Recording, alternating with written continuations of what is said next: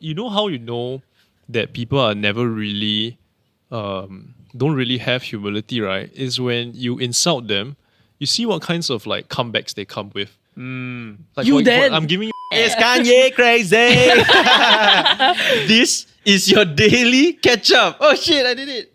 You're not looking correctly. Oh, this one ah? Yeah. That makes it even better.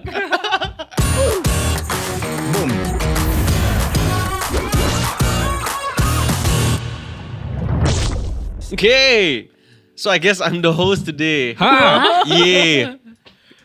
Yeah. That's the hint for the topic of today. Because we're going to be talking about Mr. previously known as Kanye West, Mr. Ye. Right. Wait, he changed his name? Yay. Yeah. Jesus. Why not Yee? Ye? Because Because it's Yeezys. Kanye, ma, not Kanye, ma. Then why is it called Yeezys? Because it's YE, not YE. Yeah, I think you don't try. Why are you here, actually? Okay, bye bye. Hey, we had Donovan today also. Hi, Donovan! Yeah. Okay, so, have you all heard anything about him recently? Yes. Yes. A What? lot. He He's an got, abusive ex-husband. The Adidas dropped him. apparently for anti-Semitic comments. So basically, what's been happening is that he has recently tweeted out anti-Semitic tweet. Okay? So he said DEFCON, not DEFCON, DEFCON 3 to sorry. He's learning to be See the how host. hard is it to be a host? I never read. Okay, so he essentially tweeted out, where actually? So I very long never. Okay, I found it. Okay, on October 9th, Mr. West goes on Twitter and he says, DEFCON 3 on Jewish people. This is a few days or a little short time period after, right? He wore the White Lives Matter t-shirt to the new fashion week thing, right? It's fashion week. Yeah, Paris Ah. Fashion Week. So basically, since him and Kim like split and that big hoo-ha, right? He's been doing a bunch of stuff and then Like stunts. a bunch of stunts. And then he's been like, I think Is this how to get attention from your ex? I don't know what is it, right? But so people have claimed that he got like multiple personality disorder, all this kind of shit, right? So the reason why I even want to talk about this, first of all, right, is because, okay lah, in terms of anti-Semitism, right, I don't think it's very relatable for us to talk about. But I think it's very scary because when you're a person of such influence, right, you saying anything, especially something like this, is very dangerous. Immobilizes them. La. It does. So globally, if I'm not wrong, or actually in US also, right, neo-Nazis, white supremacists and all this, right, they have started to act up. They've become more vocal. They've become like people are making noise now. As somebody of that level of influence and like power, what do you think about the tweet? Kanye being Kanye. What does it even mean? What does DEFCON like? Is there like a It's like Holocaust. right? Death convention. Right. Okay. I mean, it's DEFCON 3 lah. What's 3? Oh, it's like when we had the COVID, DEFCON orange, Oh, DEFCON. DEFCON. Right. But he misspelled it as death. Right. Yeah. Deliberately lah. Yeah. It is, I mean, on one hand, it is quite Kanye versus being Kanye. Well, what is his resentment? So, how he goes on to explain it, right, is that he feels like he has been fucked by people in power in various industries, specifically the music industry, right? And he claims that all his encounters with people in positions of power have been Jewish. Hence his statement. But and his argument is that because every encounter he has had is with Jewish people, hence to him saying there's nothing wrong in saying that, and he's calling that out. Yeah. So that's why he just said Jewish people. But it's hate speech though, no? As in to generalize all of them like that and say that. Yeah, Like, why couldn't he have just said what he said after? You know what I mean? So he does say that it was like he was sleepy when he tweeted it out lah. Yeah. That's like is it okay to like cheat on your girlfriend if you're drunk? But he's standing by it though. He is By standing DEFCON 3? by what he's saying, because he feels that there's a possibility that the Jewish people are controlling so much of these things. And so even though he makes a statement like that and he's making noise, right, he's trying to bring attention to something. And so from the beginning, how he established it is that from one engineer to another, we are trying to figure out what is the engineering solution for some of the issues that he feel are present in society. And so one of this is when an industry is seemingly like that, where people in positions of power, maybe they are colluding because they're from the same group, right?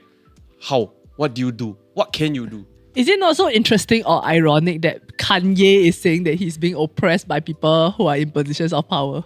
When he's in a position of power. He's in such a great position of power. But I think something that Casey Neistat actually has just made a response video to this, right? There's a term that he used which I think is the perfect way to describe it. It's a dog whistle. So to some of us, right, probably all of us here, hearing what he said, we straight away go oh, he's so ignorant, that's so stupid. We almost laugh it off, oh, Kanye being Kanye, right? But then to the other half of people, they are the neo-Nazis, they are the white supremacists, right? They are taking it and saying this is almost backup, or this is ammo for me, this validates how I feel, and therefore I can go out and spread this, spread my hate speech or whatever. What's scary is that it may not just be a dog whistle, it could be a war cry for them to start actually acting up. I think what's interesting is that I keep recalling an interview that I saw of Kanye when he was still somewhat normal, and I use that word quite loosely, 10 years ago. This was before he was seen as this visionary unstable Jesus. person, right? Yeah. So 10 years ago, I think he was on Jimmy Kimmel, and he had quite a meltdown because he kept talking about how everybody in every single industry that he's trying to break into, right, keeps telling him to stay in his lane. He managed to be in the music industry, and that's fine. He had to do it on his own merit, but he feels like he's an artist beyond just music. He wants to go into the fashion industry, for example. Everyone just keeps telling him, no, you won't make it. Don't try to find partners, cannot make it. He tries to go into all these different industries that is not music, and he keeps getting shut down. That it's not hard to see how he's one step ahead of everyone else. It's just that the execution sucks. And that I can see some merit in that he's trying to put some spotlight on maybe how he's being controlled. I think there was another tweet also that he said after sending that was that see how the Jewish media is controlling me or something along those lines. And I can see that it's not out of ignorance that he's doing it. I think there is a play here. It's just that there's a lot of cost to it also lah. And I don't know whether he fully thought through the cost of it. I don't really understand his execution for his thoughts. It's shock advertising. It's he will just say this kind of short sentences which shocks everybody, and then he wants people to go and find the answer to what he's trying to advocate for. So he shocks everybody, and then he don't tell anybody the meaning, and then you have to go decode it, go find it in some people's podcast, find it. Yeah. It's he's like a treasure hunt. It's he's trying to make him so. He's just trying to get clout lah, in my perspective. But is that not what makes him an artist? Is this not what art is? Enigma, being an enigma. It's like throwing tomato juice on a Van Gogh painting. They're saying food shortage. Yeah. I remember he said something he referenced the Da Vinci Code or something like that, and then he's trying to be something like that, make people decode what he's trying to say. That's what people with low intelligence say. Oof. No, I mean Kanye is a super, super talented artist. There's no doubt about that. But almost everything he says is just rubbish. Everything he says outside of music, right, is just complete nonsense. In my opinion. So you're being all his other enemies that he says he's trying to put him down for any other industry except Are you music. Jewish?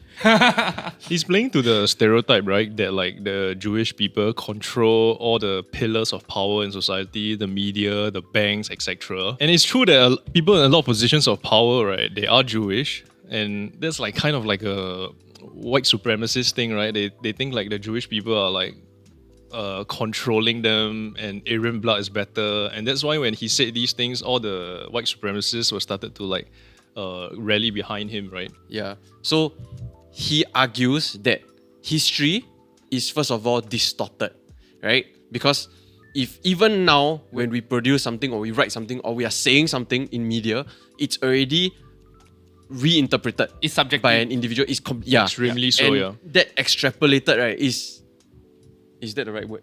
But it's so off of what the truth is. Yeah. Right? So because of that and because of the narratives that have been created, obviously we talk about for example, history is written by the victors and all this kind of thing also, right? Hence, right, he's trying to justify that.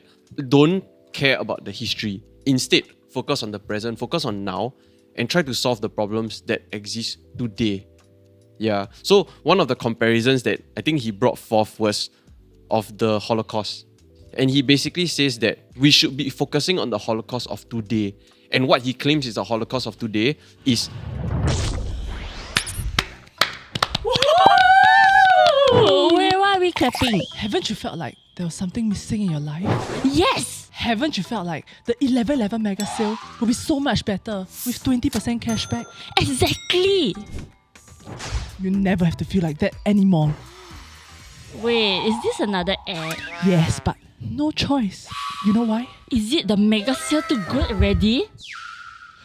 This 11/11, shop on Lenovo through Shopback to get up to 20% cashback on selected laptops. And enjoy same-day delivery and free shipping on all orders.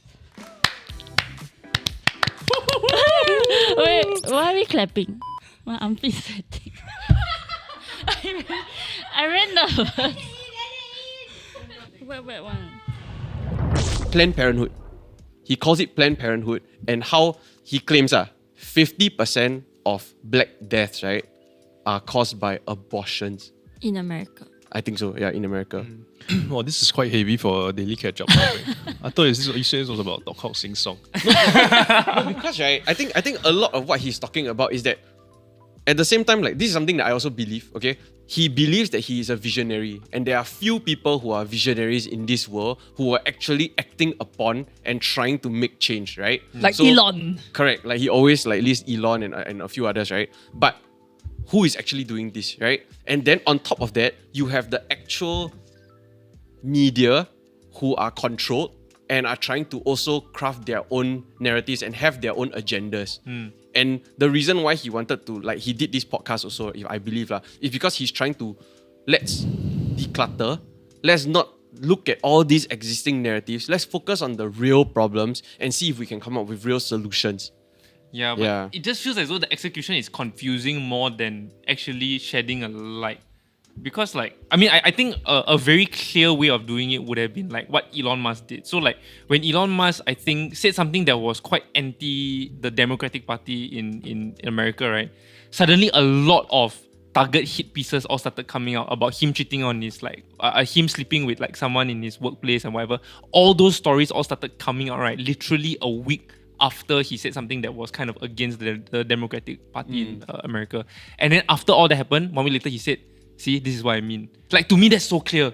Okay, I get it. You're critiquing the media and how politics is being played, and it's so clear cut. Whereas, like, with Kanye, it's so hard to understand. At the end of the day, it could literally just be an accident that he like tweeted those things, or he could have been on meds, or he could have been on like all these different influencers or intoxicator or whatnot. So it's so hard to really interpret what he means, and I feel like he's the success, the ROI on like what he's trying to execute is quite low. Yeah. So the credibility in his words is the problem. Because like Boy Who Cried Wolf situation. Yeah, or the ambiguity to begin with. Right. And right. it happens a lot of times, what? Like, this is not the first time he accidentally tweeted or posted something and then he retracted and said, oh, sorry, I was like doing this, I wasn't in my right mind or something like that. I feel like, specifically to the Planned Parenthood example, right? I can see why he said it, but it's wrong. It's like that, but it makes no sense. Because like, it makes me wonder whether he actually understands what is the deeper underlying problems, right, when it comes to these issues. And I think that can apply to a lot of the things that he has spoken out about and gotten flack for. Right. Yeah. I think he's just an outrage actor, honestly. You know, the Planned Parenthood point, right? So let me provide some color, right? He has been very like Very anti. inclusive show. He has been very anti like liberal, right? Very anti-left ever since he started wading into politics. And Hollywood is famously leaning heavily left. So how do you get outrage? You say something that provokes your people, your Hollywood. And the Planned Parenthood point, right, is a conservative talking point. It's a Republican talking point, right? I don't know whether the 50% statistic is true, but they essentially, I mean, these guys are like against abortion, against government subsidizing abortion. So they spin out all these stories about Planned Parenthood. And if you follow like politics, especially the Republicans, right, they say these things all the time. But then because it's like a very successful person in Hollywood saying it, suddenly it becomes all that more unspeakable. It becomes all that more like, how dare you do that, right? But on that note, right, like if we are talking about like who writes history or who controls media, and then like if we say that the right are spinning these narratives about Planned Parenthood, is the opposite, right? Not just what the left is spinning. Like then where do I look for where can I like find the facts or like find Like, how can I then shape my opinions if everything that is coming out in media, right, is just how one party wants to spin the narrative? Yeah, surprise, surprise. You actually have to do your homework, right? I mean, it's such a cliche talking point, right? Everyone always says like, don't believe whatever the media says. Do your own homework, do your own research. Everyone says this ad nauseum, right? But who my actually research does is that? the media, like, it's still in. You know what I mean? Like, my research is still to Google. No, but Yeah. but the world is so complex. If you try to study any single given issue, right, there are dozens of different variables to like try and like link it back to, right? For example, you say that like so the black, he said what, 50% of abortions cause 50% of black deaths are caused by abortion. Yeah. okay. Then you have to go and see, right, like why is there such a high abortion rate? Is Yeah. it because like the welfare there is like not enough? Is it because the housing policy is wrong? Is it because some kind of like institutional remnants of institutional slavery? There's so many variables you can study, but the media cannot possibly give you every single variable, right? So what they do is they're selling stories, so they put out a new story, and the truth is much more complex than that, obviously. Right.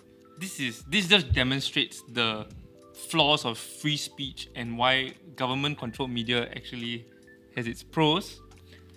But at the same Pop time, right? Like, if not for something like this, it maybe no attention is being paid Yeah. to real issues that are happening in the world, right?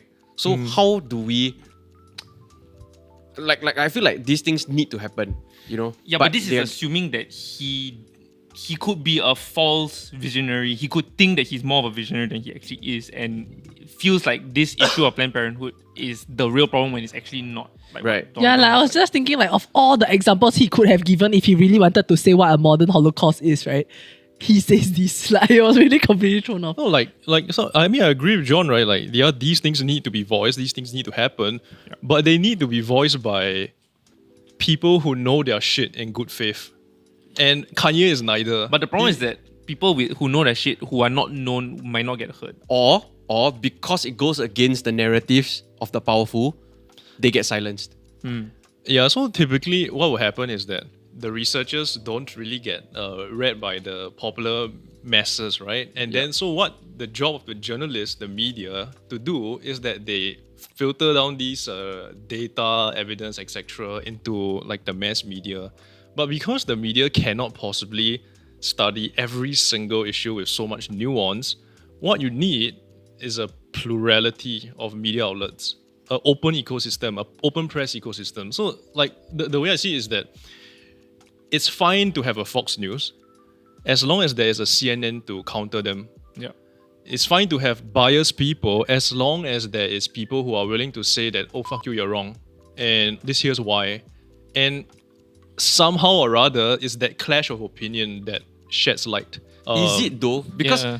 the media is polarizing for the sake of views and entertainment, and also forms a They are, distraction. And if we talk about having the opposite, right, then now we have these extreme examples of news that Yeah. are just purely for entertainment. Yeah. But who is going to actually go and read the real shit about the Correct. real issues, which is the other opposite end? Yeah, so it's definitely not perfect, right? But then the way to think about this is you have to think compared to what?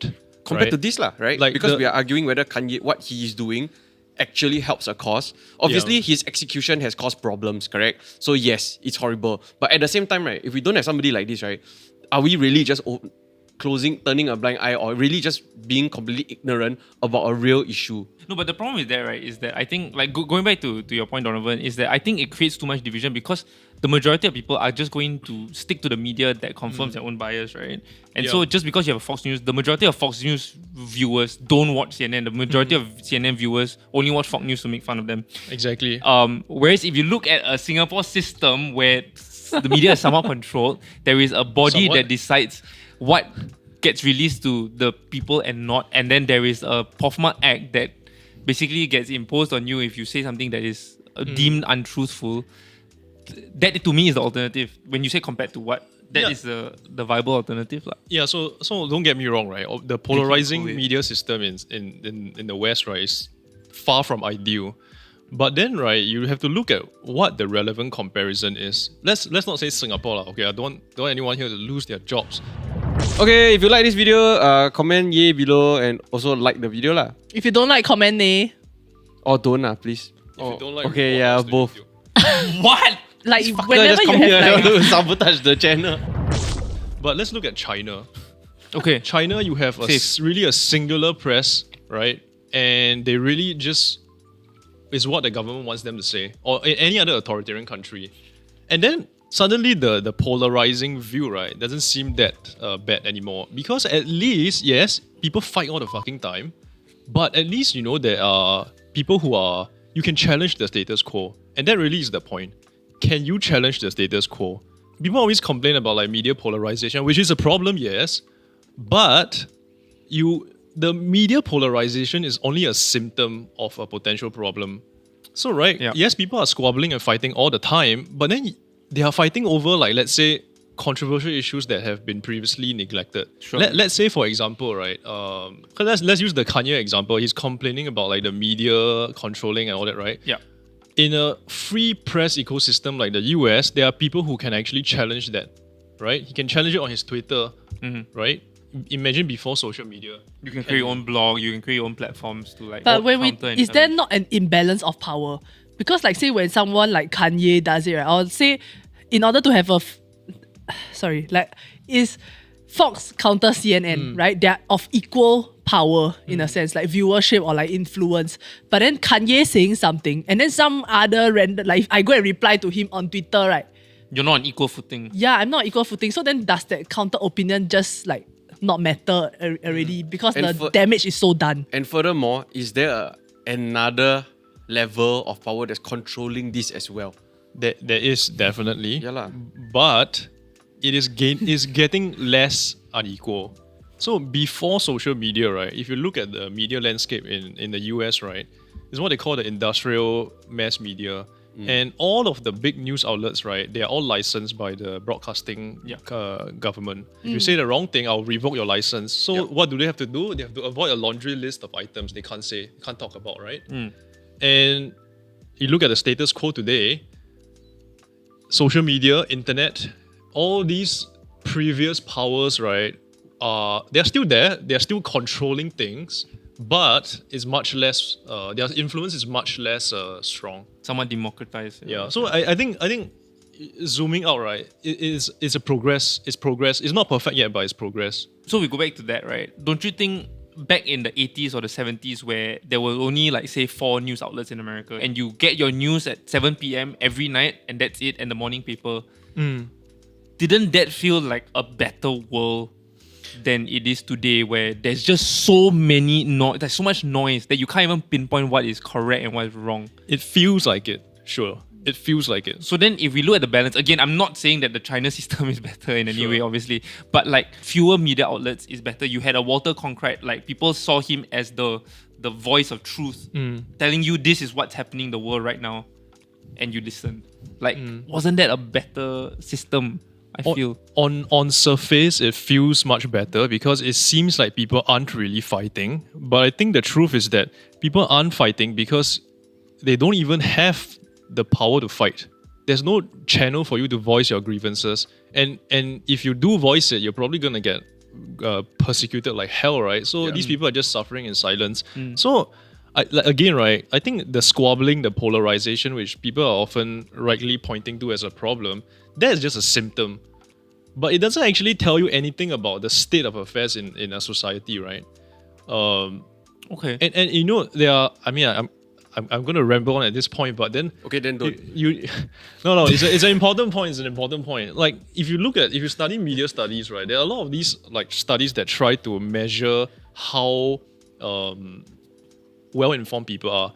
If you believe, right, the popular story, they will tell you that social media echo chambers, people are only reading what they want to read and they don't know anything about the opposing side. But that's not true at all, because with social media, yes, people are still in their echo chambers, but the echo chambers are much smaller and the walls of the echo chamber are much thinner than compared to the past. Yep. So the example I like to use is, you think about like the cab driver in 80s Singapore. He has no social media. All he has is the Straits Times, 联合早报, and whatever other newspapers he have. And all these newspapers that he's getting his worldview from, right, is basically what the establishment wants you to hear. They might throw in like one small column once in a while about like the death penalty, like all these marginalized issues, but that's their general worldview. Yeah. Now, who's going to say that the echo chamber is stronger than the ones today? You know, today, the fact that we even know what the polarizing issues are, we know what the other people think, is a sign of progress already. The echo chambers are so much smaller. And there are a variety of ways they try to measure that, right? One example, right, is they look at like media aggregators. You guys use like Google News, right? Yeah. So what they do is they study like thousands of like browser histories of average Americans, and then they look at the kinds of stories that are being fed to the average American. And what they do find is that the average news diet of the average American is actually a lot more diverse than we think. Right. Okay. They get like stuff from left wing, from the right wing, and yes, they might still persist in like their echo chambers, right? Maybe if they are right winger, if they are white supremacists, they go to Breitbart. But in the long span of history, right, the echo chambers today are much, much, much thinner. Interesting. It just seems like the problem is getting worse because now we see it on Facebook, we see it on Twitter, and then it's like, oh, there's so much polarization, so much people fighting. As I was studying like how to analyze like content, right? There was a graph that was brought up that shows that a majority of the people that comment are from the extreme ends of your viewers, and so that is the conversation that you see. But the majority, which forms the median viewer, they don't really comment that much, or they don't express as much. So you have to be careful of, in terms of when we are creating content a lot of times, right, is who are you feeding to? Because you know this is actually your core audience, right? Even though they may be a bit quieter. And they look different from what you actually see on socials. Yeah. So I think that's the first component. The second one is actually with reference to what we were talking about slightly earlier, right? Where like we are looking at the big picture and we're trying to see like what is the problem or how do we even resolve it, and people feel silenced, correct? Or they feel like they don't have an ability to express and talk back or enact change. And so right now, Star Wars, Andor, this series, right? I think the Vegas premise, I might butcher this, but the premise and the idea that I'm getting from it is that Wait, this is a new Star Wars movie? it's a new TV series. So okay. good. Quite good. Ooh. The idea is that the rebellion, right? The rebels haven't formed yet. So the full-on war with the Empire hasn't started yet. But the Empire is in control, right? Right. And so there are small players that are trying to cause like they're trying to do little things here and there, like blow up a ship and do whatever, right? In order to do what? They're trying to actually get the Empire to clamp down even harder on its people across the galaxy. Not just people, but aliens and all. Very inclusive show. I got you because I'm the host today, so I have to say that. And it's through that, right, where the people are so fucked, right, to the point, right, that everybody will unite and rebel. So I found it very interesting that is a requisite almost, right, or the first step that is required. Wait, so obviously if, this is fiction. If I understand you correctly, the premise is let's fuck things up harder so that we can Let's make fuck with things the better. Empire so they are even harsher on the people, which makes them Right. really fucking feel it to the point they cannot stand it, and therefore they rebel. So the people who were on the fence will now really pick a side. And these people, they are the protagonists of the show. their position as a So protagonist. the good guys are the ones that are trying to fuck things up harder. Yes. But it's that idea that I find very fascinating. Because Right. Because if I was a person in power today, right? Say I'm one of the people that controls this part of this fucking world, be it whatever industry or specific, right? What I'm gonna do is I'm gonna try and make my power last for as long as possible and keep growing, correct? The only way for me to do this is to make sure that we retain status quo. Because if things change, it might fuck with my power, it might fuck with my wealth and everything like that.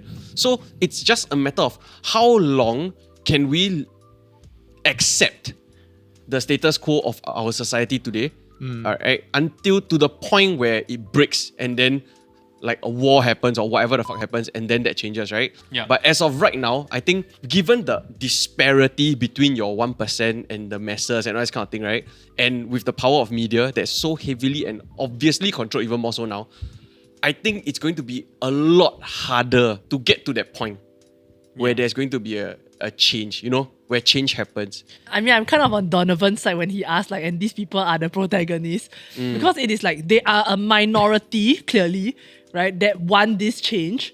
And in order to achieve their personal agenda, right, they have not. I mean, their way of execution is to make everyone suffer as much as they feel like they've suffered in order to rise up. Maybe not suffer to the point that they've suffered, it's just that they are able to see. Because people are too used to the status quo already that they don't see that actually they are suffering. Yeah. And so maybe what you actually need are agents of chaos to like disrupt the status quo. Is that what they call themselves? No, Cassian Endor is his name. Yeah. The other theory I may have, right, is that Kanye West is going to war. This is bringing up Game of Thrones now. Different show. Oh, Game nice. of Thrones. Crossover, Star right. Wars throne. But so he wants to go to war against all these people that have wronged him, right? All the people in power. But in order to do so, he needs to amass an army. And who is the biggest enemies to them? The enemy of my enemy is my friend. AVP, Alien vs Predator. And so he looks at the super right-wing Predator. neo-Nazis and goes, white life matters. Now they're on my side. I have an army. And so then he can create more noise with people. Decoded. Kanye decoded. So the conversation actually really just kept trying to bring it back to how can we engineer a solution for the problem that exists today? And if he's calling out the media industry for being, for the people on top colluding and doing all these kind of things, right? Then what is a solution?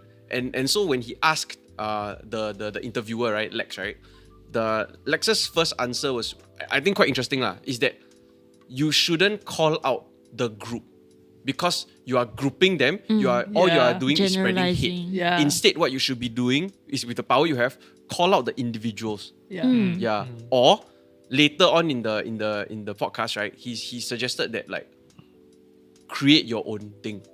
Start your own thing and make it bigger and stronger and whatever than the other. Like your own media group in a sense. Yeah.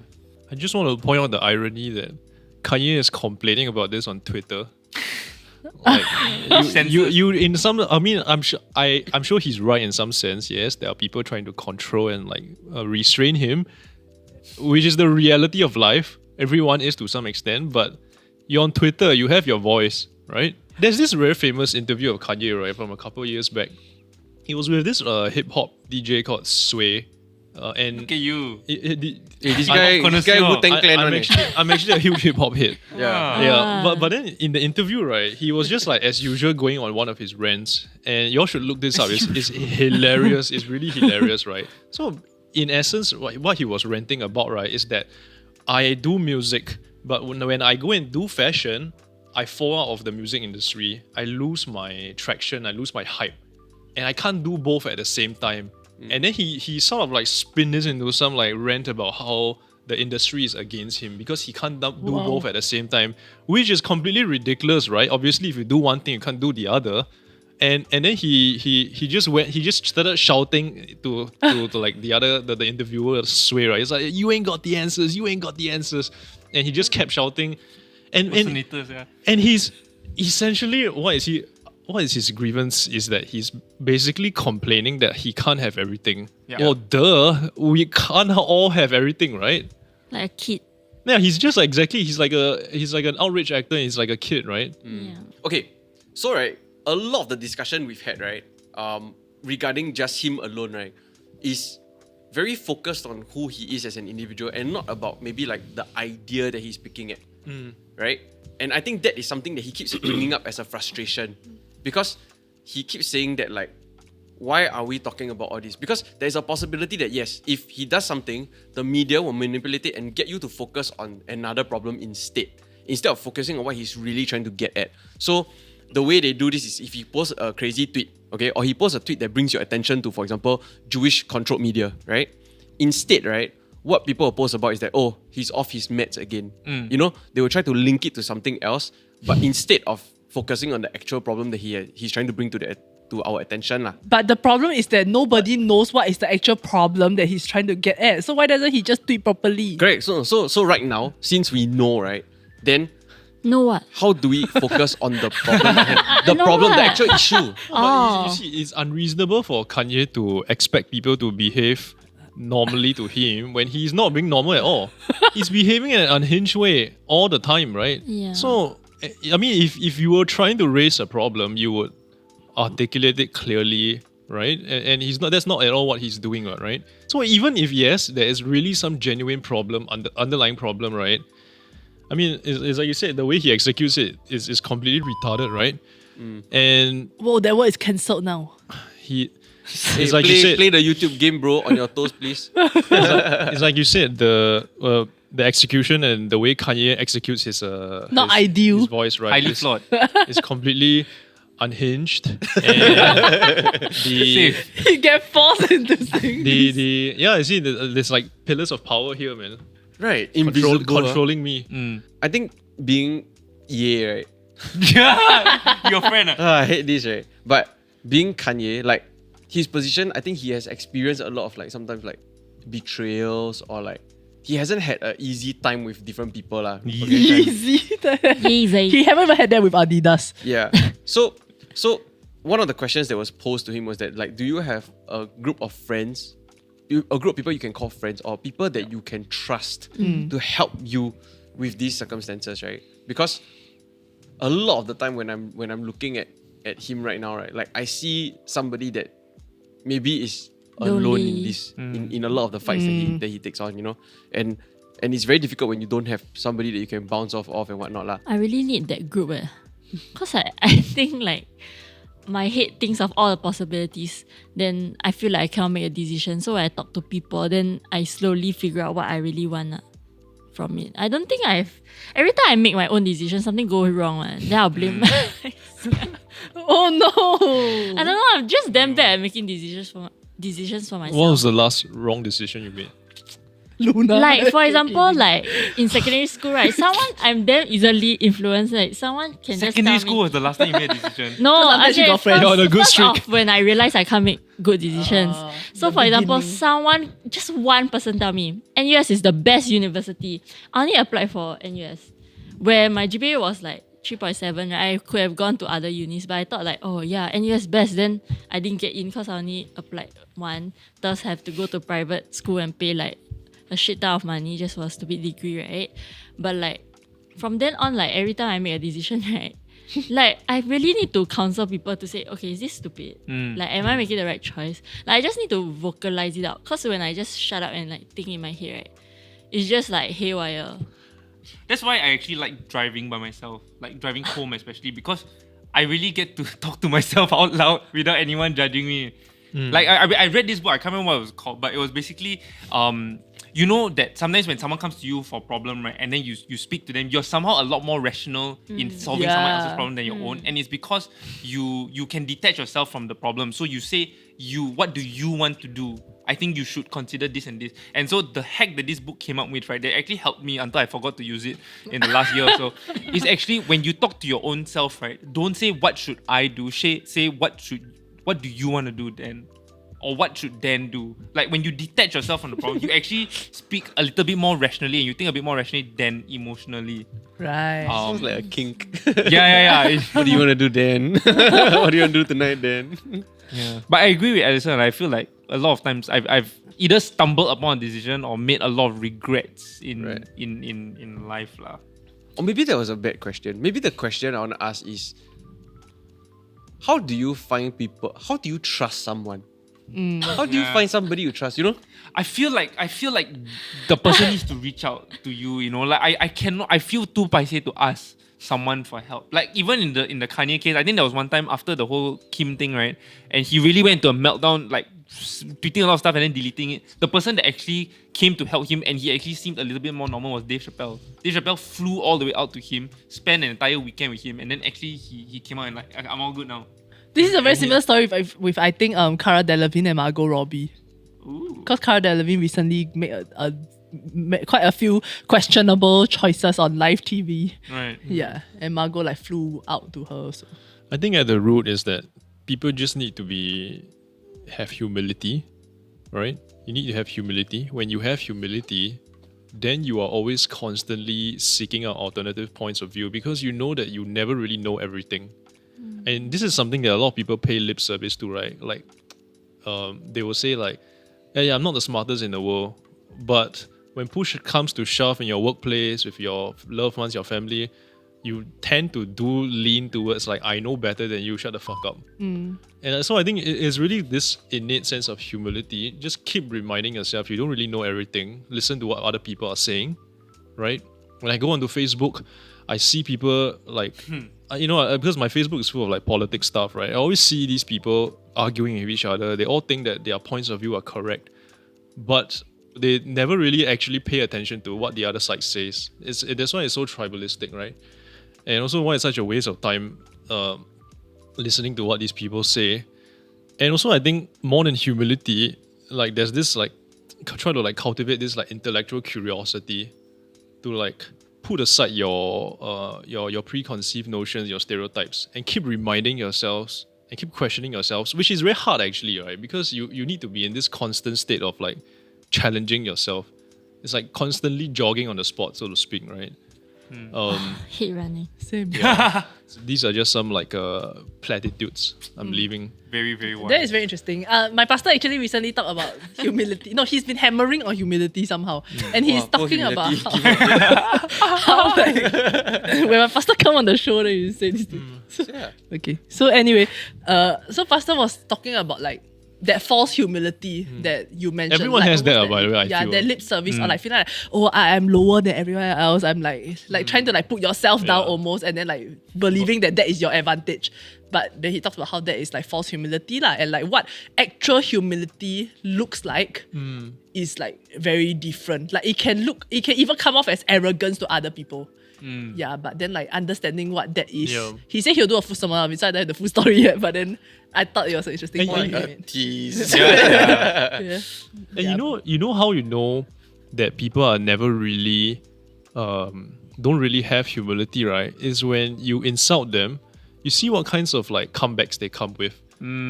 Like You then. I'm giving you just to use an example, right? Let's say for example, like we are all like Instagram influencers. We all have like followers, right? Hypothetically. Yeah. Nice. And then you have more followers than me, and I say like, hey, Me? fuck, you're not actually all that, right? Now, wouldn't like most people? I feel their instinctive response, right, is, hey, fuck, I have more than you. Who are we talking about? But that's not something an actual humble person would say, right? They would just to an actual humble person, right? That would just slide off. You won't even feel the need to defend yourself. And I But think what if they are aware to the point where they can reverse it and play that role ironically? Yeah, I feel like JP is really good at that. I mean, then His comebacks are damn good. yeah, I would want to be like person's friend if they are so like high level that You they already can are. turn it into humor.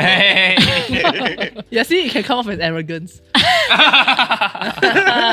Come to church. Oh shit! Then I believe it, that's why I cannot- Okay, so thanks guys. Thanks you guys. Okay, thanks guys for watching. Like, share, subscribe, and we'll see you in the next episode. Comment down below whether you want John Paul to host more episodes. Let's go! Suddenly zero comments.